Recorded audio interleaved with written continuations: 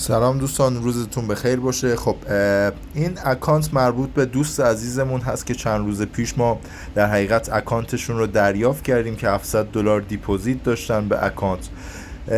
بریم ببینیم نتیجه این دوست عزیزمون در این چند روز چی بوده. من پست ایشون رو هم پین کردم در کانال و همچنین میتونید 5 پست قبلی کانال رو ببینید. این دوست عزیزمون نگاه کنید، آل هیستوری رو من اینجا به نمایش در میارم. $700 در تاریخ 31 ژانویه دیپوزیت کردن به اکانتشون، یعنی حدوداً حالا 10 روز پیش، 8 روز، 9 روز پیش دیپوزیت کردن. اولین ترید رو نگاه کنید دوستان، همون 31 ژانویه تیپی خورده $51. مجدد ترید بعدی 31 ژانویه ترید بای داشتیم با 15 صدم، مجدد این هم تیپی خورده $51.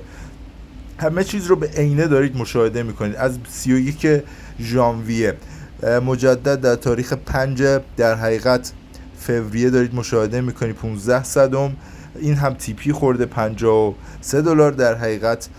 مجدد اینجا 6 فوریه باز ترید داشتیم، باز هم 15 صدم و باز هم تیپی خورده با $43. اینجا مجدد در تاریخ 6 فوریه باز هم تیپی خورده با $51. مجدد باز میریم پایین تر دوستان، مجدد اینجا در تاریخ 6 فوریه باز هم تیپی خورده با 15 صدم لات. یک ترید سد رو داشتیم، این هم مجدد تیپی خورده با $53. مجدد اینجا باز هم تیپی داریم در تاریخ فوریه. یک بای داشتیم که این هم تیپی خورده، این هم با $51. دوستان از 31 ژانویه تا 7 فوریه که من این کلیپ رو ضبط کردم $361 دوستان سود شده، یعنی $700 دیپوزیت کردن. برید پستی که در کانال من پین کردم رو حتما ببینید، پست 5 کانال رو حتما 5 تا عدد پست قبل این رو ببینید، من پینش هم کردم که اگه این $361 رو دوستان من ضبط داره $361 سودشون بوده که ضبط داره 80 و حالا میانگین 7000 تومان بکنم دوستان، ببینید در عرض همین چند روز چقدر سود کردن. یعنی در عرض شاید بگم همین 10 روز 31,407,000 تومان در عرض همین 10 روز. برید پستی که من در کانال پین کردم رو همش رو نگاه کنید دوستان.